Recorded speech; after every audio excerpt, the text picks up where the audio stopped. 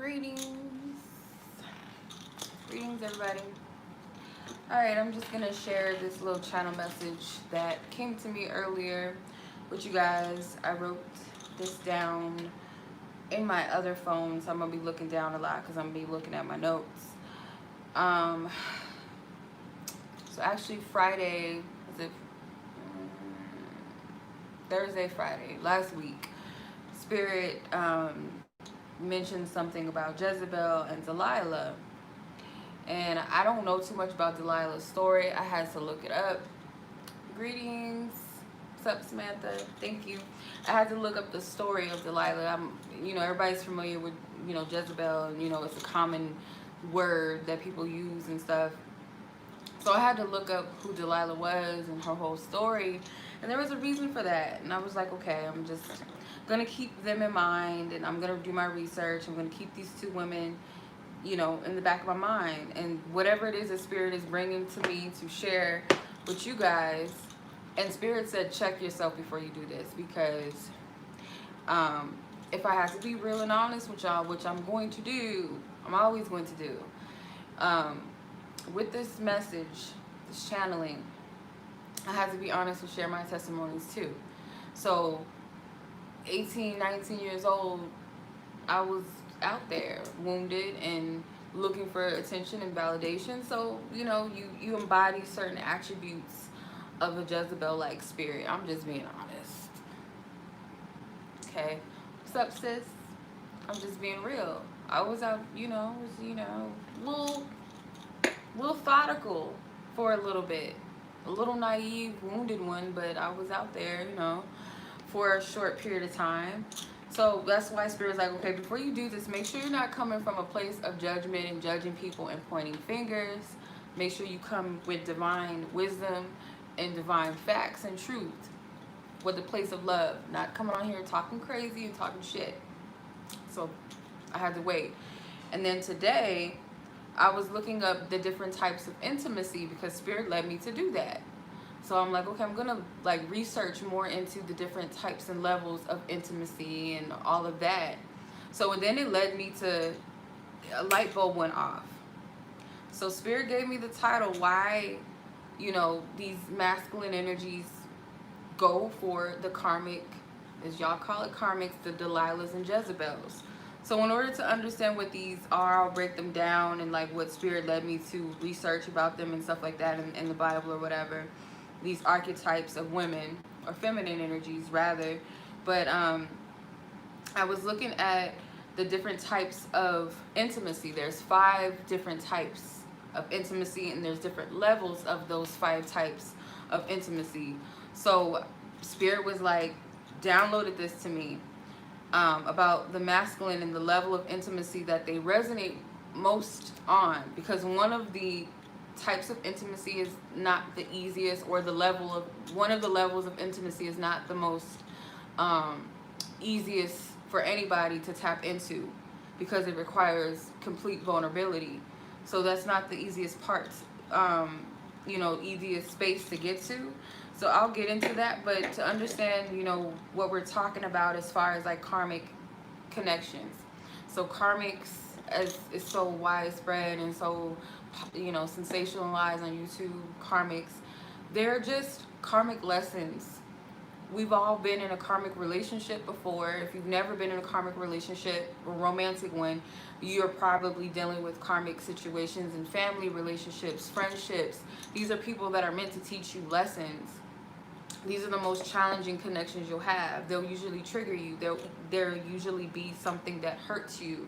These are people that sometimes bring out the worst in you. It's a heavy energy. It's not a light. It's not a loving energy.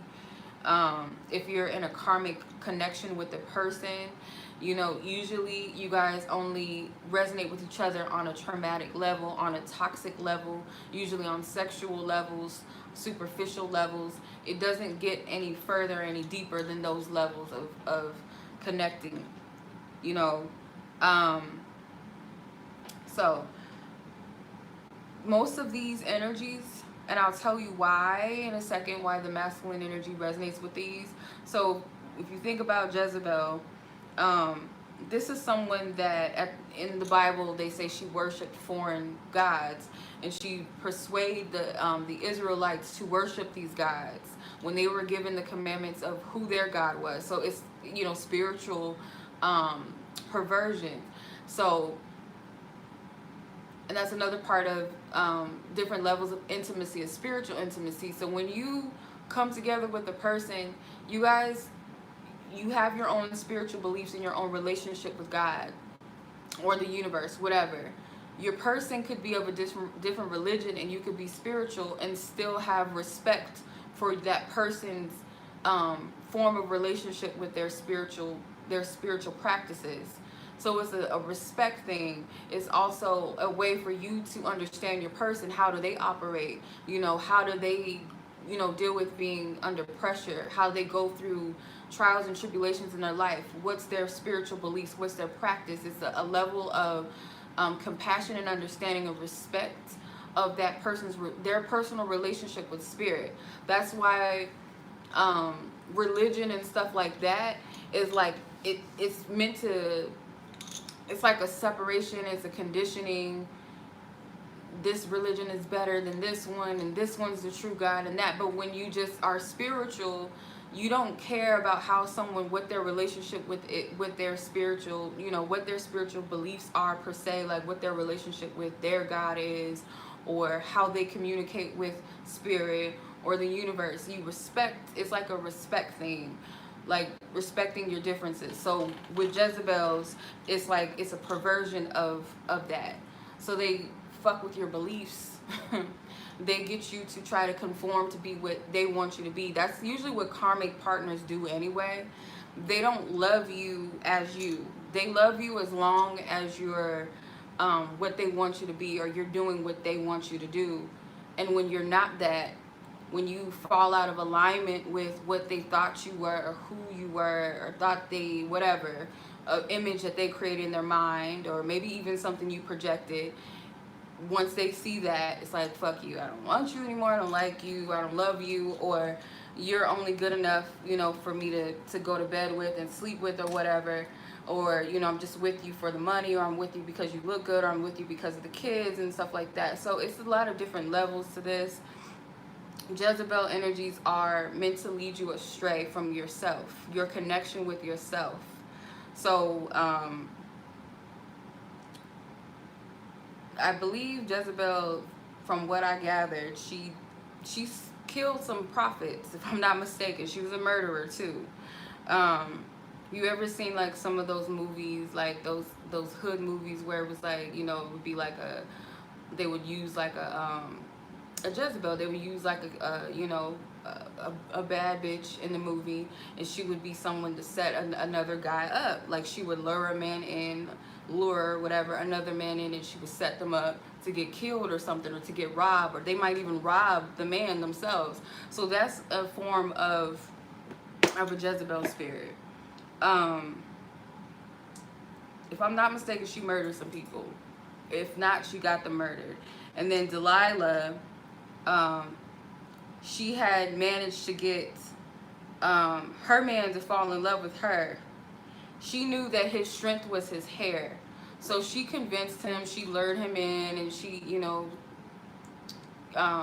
nurtured him and loved him, and it pretty much tricked him, and got his hair cut, got him sent away, locked away. Like, she was a murderer herself, if I'm not mistaken. Delilah was a murderer. She was money hungry. She was superficial. So these are certain archetypes of feminine energy. And when I say feminine, masculine energy, or men can also embody energies of Jezebel spirits too. It's not just women. But these are sneaky, manipulative people. They use their charm. They will destroy you physically and spiritually. Like they have no sense of like moral code. Themselves, they don't really have a spiritual connection with spirit at all. So they could even cloak themselves as being spiritual. Like they might go to church, because shit, there's Jezebels in the church. and and you would never suspect. That's the thing. You'll probably look at a Jezebel, like you'll look at someone and think, oh, she's a Jezebel because of the way she's dressed or something. But a Jezebel spirit can be fully clothed and still get you. It's not always about what they look like. It's the energy that they possess and how they use it. So there's masculines dealing with these types of women that, you know, their point in their life is to destroy you. That's the whole point and purpose why they're there. You could tell you're dealing with a Jezebel spirit because you're drained, you feel lost, you don't know who the fuck you are anymore. You feel very dark and heavy, angry all the time, you're depressed, you're sad. You might even, you know, partake in some type of addictive behavior.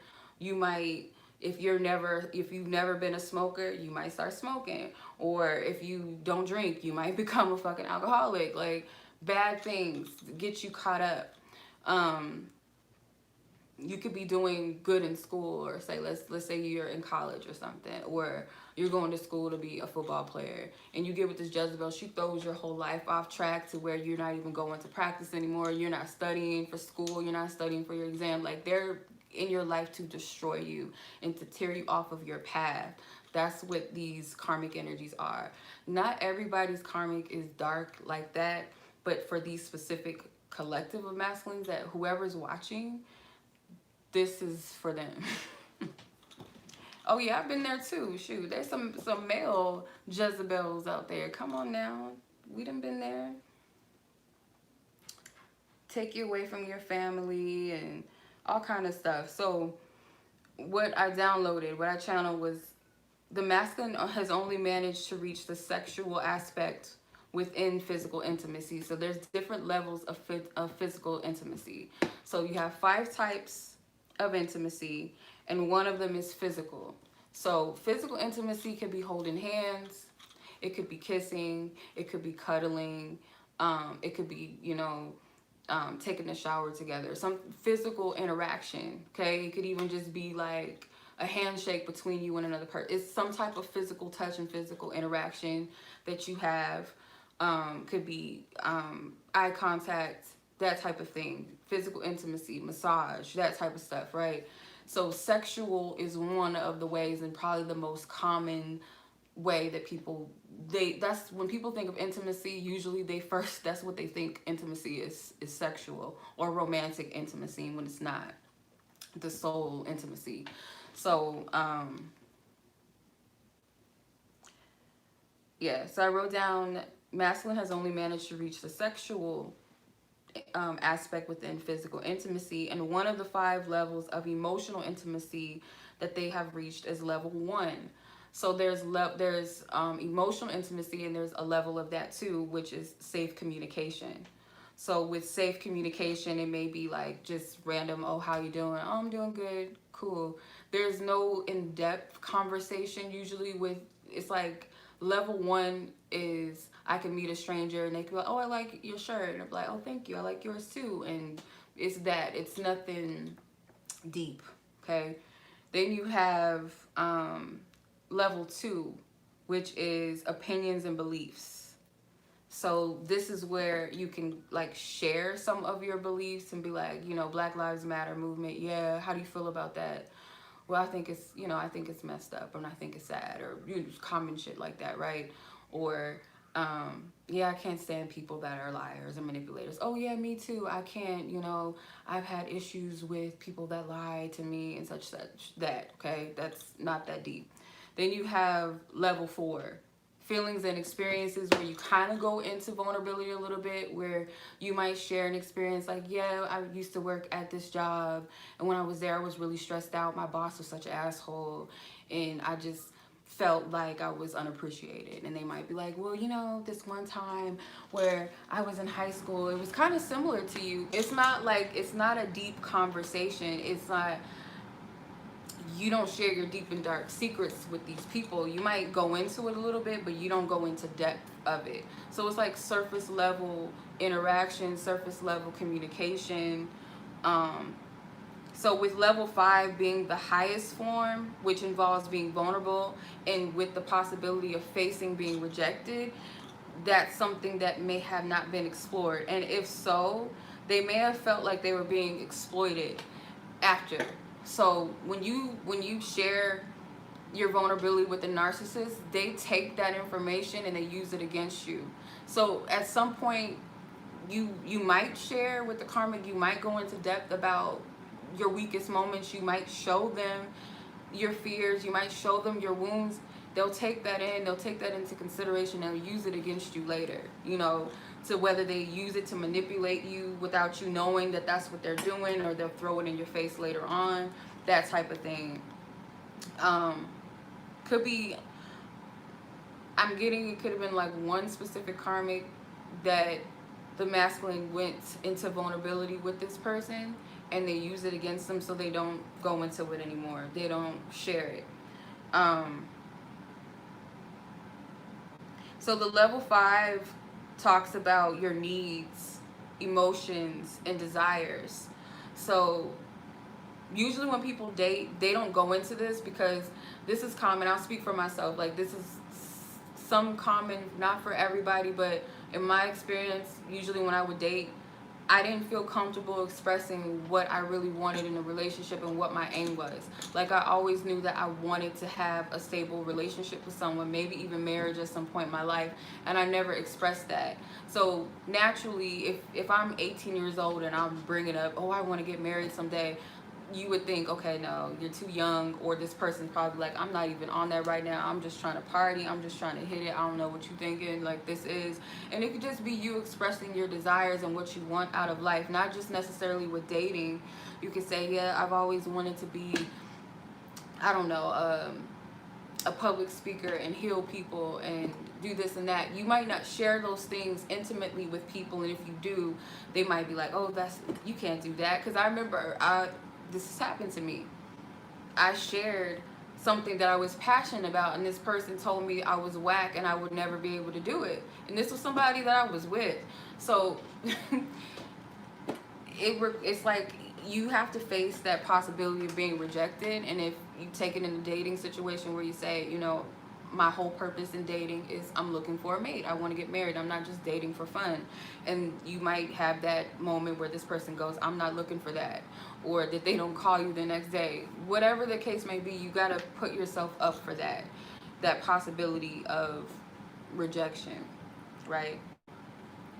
So level 5 is the highest level of intimacy. It is a level where we are known at our deepest core of who we are.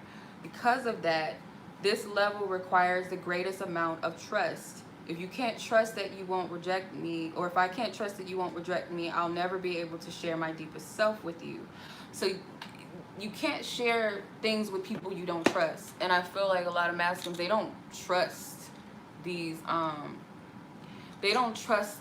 feminines. They don't trust them. So these karmics, excuse me, they don't trust these karmics, so of course, and Harley probably don't even really trust anyone, so they're not going to be able to share that. They're not going to be able to share that part. A wounded, I'll say even a feminine, a wounded masculine and feminine who deals with self-rejection or fear of acceptance may have never reached that form of intimacy, or if they have before, it's a fear of ever going into that again with somebody. So another thing too that I was getting, is it is what it is, and I was kind of hesitant to share this, but this is just what I channel. Some masculines feel like they're not good enough to be loved. They feel like all they're good enough for is for sex and possibly for money for someone. Like, they don't feel like they're appreciated. And I'm mainly getting male masculine energies rather than female masculines. I'll say for men, most of them feel like all they're here to do is just fuck and, you know, buy things or whatever, or provide, and that's it.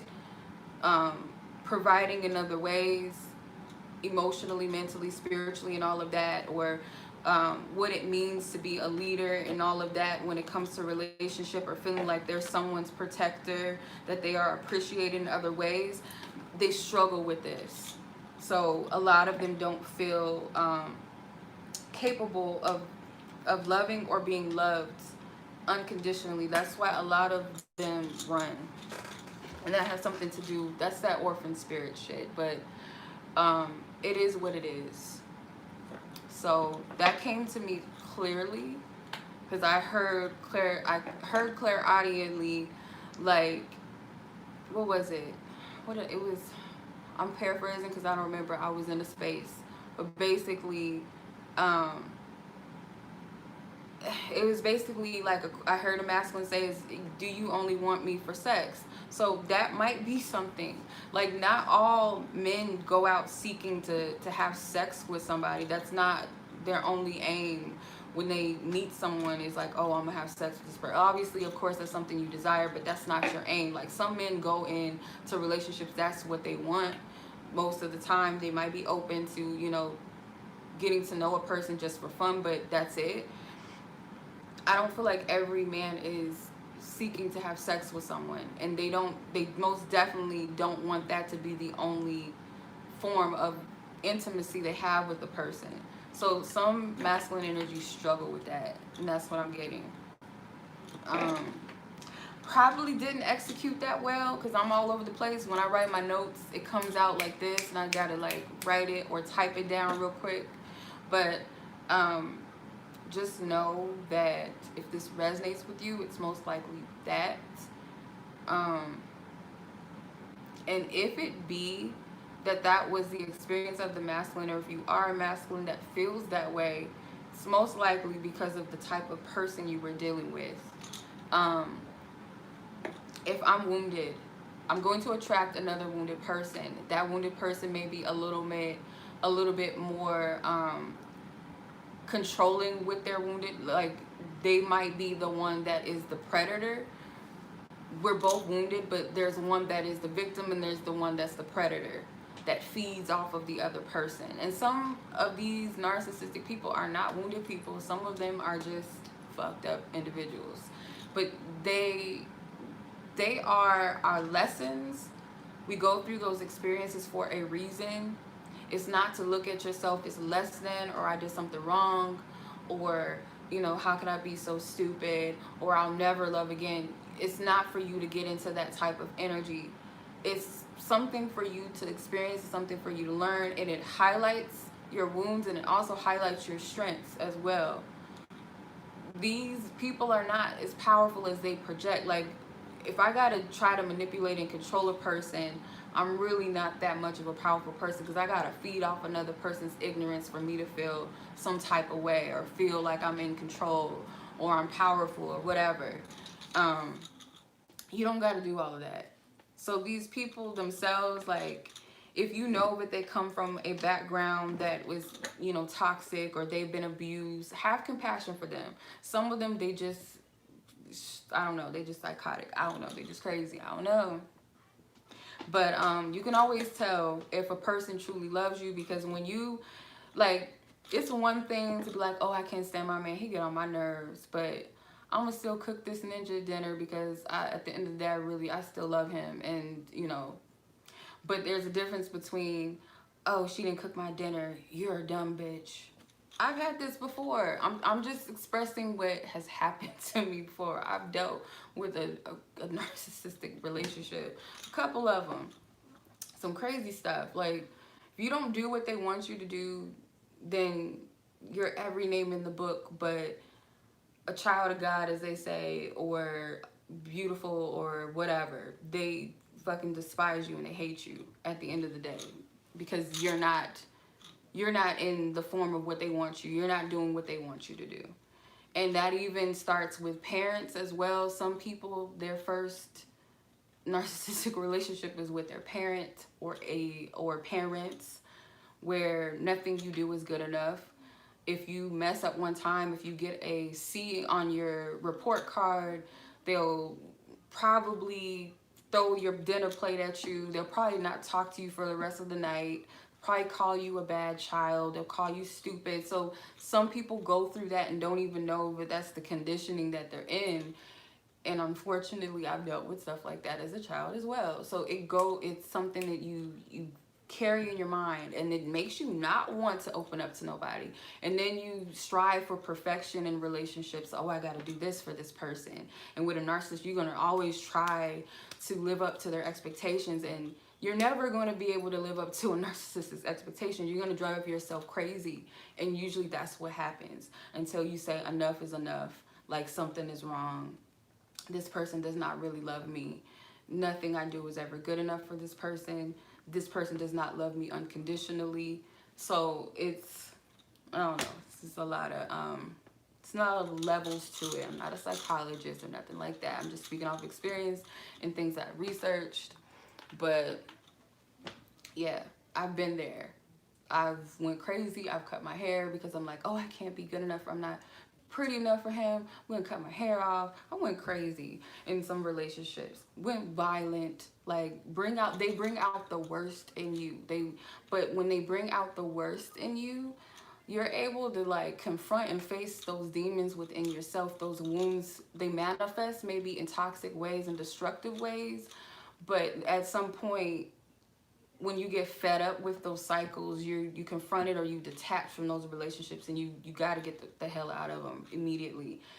And if you've never been in a narcissistic relationship with somebody, or if you've never been in a karmic romantic relationship with a person, soon as you test the spirit, when you don't live up to their ideal of what they think you should be, because in a true bond and relationship, if I'm unhappy with the way something is going, I should be able to express it. And that's another thing that I'm learning too, just with friendships. If I'm not happy with something, let me express it to you and let you know how I feel. And as two mature adults and two emotionally mature people, we should be able to work through that and acknowledge each other's differences and find some type of commonality with that and respect. Because what love is compassion, it's respect, it's honorable, it's trustworthy, it's integrity, it's responsibility. It's a choice to be in those energies. Some people are not in the space to really be in true love and relationships because they don't have the integrity, the maturity to even handle a true relationship. So most people feel like emotions is everything. You're welcome. Emotions is everything to people when it comes to love. And if you're not making me feel good, then this isn't love and I want out of it. If you're not making me feel what I want to feel in these fuzzy energies, love, it takes practice. And that's why a lot of people can't even withstand relationships anymore, because it's all about what you can do for me. And as long as you make me feel good, then we're good and I love you. But the second you get out of line, rather than saying, I didn't like this, that didn't feel good, that didn't feel right to me, I felt like this, or okay, well, what can we do to make it better? How can I serve in this relationship? Okay, well, what can I do to serve in this relationship? Instead of doing that, how can I be a better lover? How can I be a better friend to you? How can I be a better whatever? Instead of doing that, everybody jump ship. Oh, F this person. I'm just going to go to the next person. And when that person don't do what you want to do, oh, let me go to the next person. There's something wrong with that. So if you want to test the spirit, if you're dealing with somebody that really loves you, not saying that people have to put up with our toxicity and all of that and our wounds and our bitch fits, because no one is responsible for how we feel at the end of the day. But if you want to know that somebody truly cares about you, if for 1 second y'all get into it, or you might do something that this person doesn't like, and if you do something that this person does not agree with or like, and they automatically call you out your name, want to cut you off, threaten you, call you, all kind of crazy shit, that's how you know that this person is not, they don't love you for you. They don't love you unconditionally. A person that loves you unconditionally will try to understand you and understand you, compromise with you. That's what it is. That's just, I can go into it a little further some other time. Maybe. But yeah, it's, you know that song by Music Soul Child, Teach Me How to Love, like that. Because some people don't have a true understanding of what unconditional love is because they've never experienced it before. And sadly, some children, they don't get unconditional love in their home. So you have a lot of wounded adults with inner childs that have never been unconditionally loved before and accepted for who they were. They've been conditioned to be somebody else that they are not. And if they don't comply, then they're not a good person or they're a bad child. So when you get into a relationship, you're seeking acceptance from everybody, your partner. So teach me how to love is like, I don't know how to do this, but I would always say this. Go to source first and ask spirit how to love people. And that's another thing that I've been working on, because I kind of struggle with because I get in my feelings. As a human, we get in our feelings, we get upset with people, and I try to not take it out on people.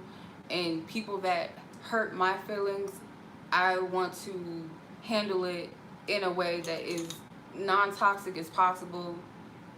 I try to be cool, not get in my feelings, not handle people in my ego, and that's something. But what I'm just getting is ask spirit to humble your heart and like show you how to love people. And if it's about a romantic relationship, go to source first and say, spirit, I don't know this person's every wound. I don't know every experience they went through. I don't know what it was like for them as a child. I don't know who hurt them before, if they've ever been wounded by love or what their fears are. But spirit, how do I love this person better? What can you instill in me? What kind of love can you pour into me in order to help this person, or to better understand them, or be compassionate for this person? If you can with your person, what can I do to make you more open to trust? And sometimes people got to work through their wounds. We can't be responsible for everybody's every need and want. Sometimes it could come from places of woundedness, it could come from a place of fear, insecurity.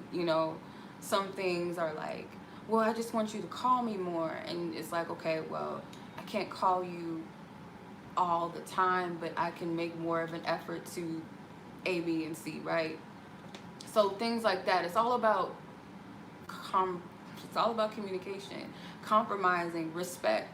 So if someone says, I would just appreciate if you call me when you make it home, because I have this thing where I freak out if I don't hear from my loved ones, and make sure they got home safe. Okay, knowing that that's an issue for you, I will make sure that I call you or at least text you before I get home.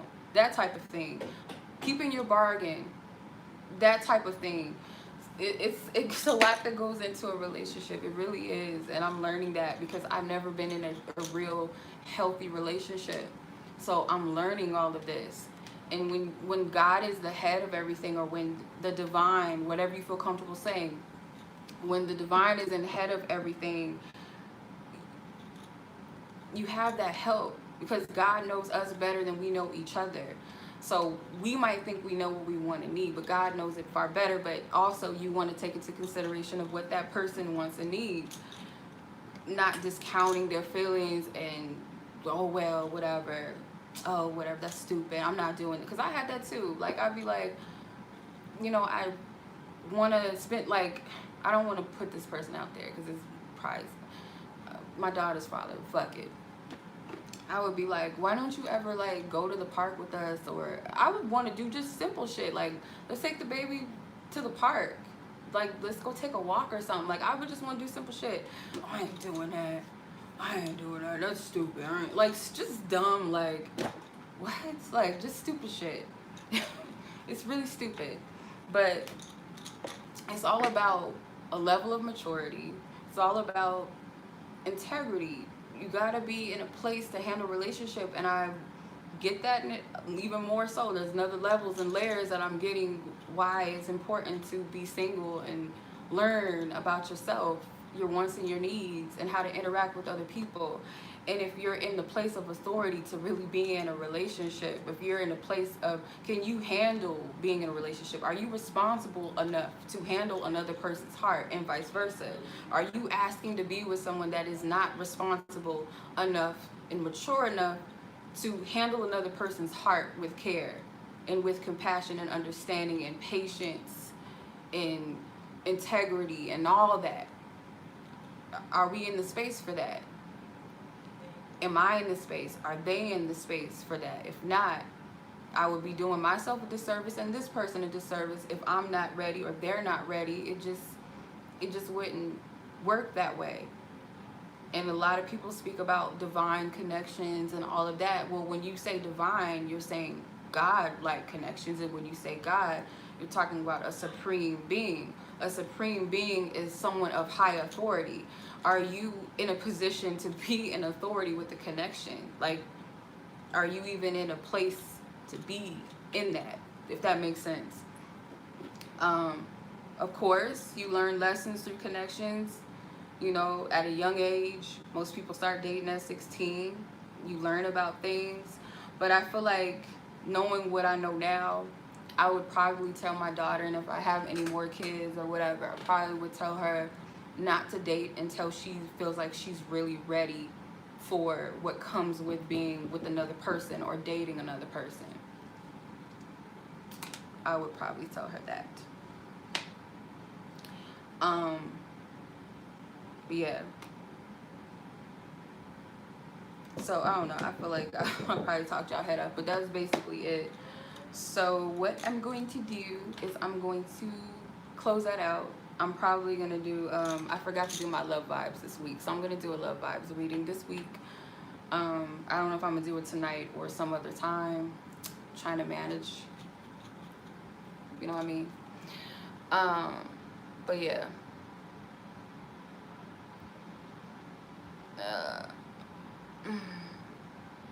I hope this is healing. I see some of y'all conversing with each other and all of that.